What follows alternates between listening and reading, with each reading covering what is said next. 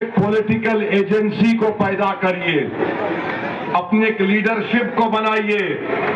जिस तरह हर समुदाय ने अपनी एक पॉलिटिकल एजेंसी और लीडरशिप को बनाया, मैं आपसे कहने आया हूं कि 15 तारीख के दिन अगर आप पतंग के निशान पर बटन दबाकर मजलिस के 18 उम्मीदवारों को कामयाब करेंगे तो ये आपकी पॉलिटिकल एजेंसी होगी, ये आपकी पॉलिटिकल लीडरशिप की कामयाबी होगी।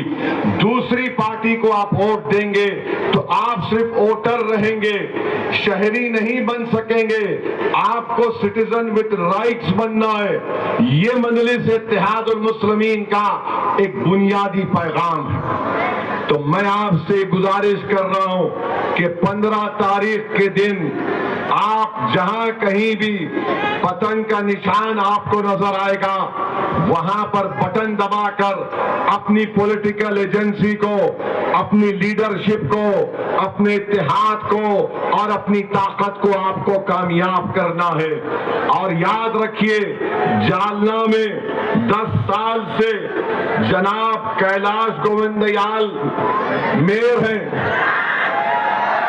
और जनाब कैलाश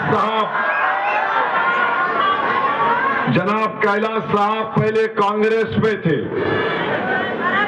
उनकी वाइफ संगीता मेयर थी।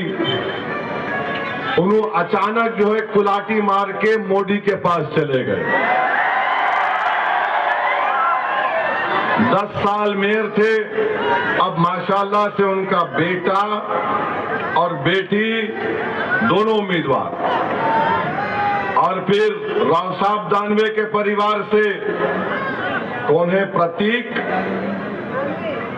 और भास्कर दानवे दोनों लड़ रहे हैं। तो परिवारवाद यहां पर भी है। अच्छा, ये दोनों लड़ रहे हैं। तो अब हम पूछना चाह रहे, कांग्रेस वालों से मेरा यह सवाल है कि ये कैलाश साहब जब बीजेपी चले गए तो उन्होंने अपने भाषण में ये बात बोले नहीं बोले, हम थे कांग्रेस में मगर ओरिजिनल आरएसएस के हम थे।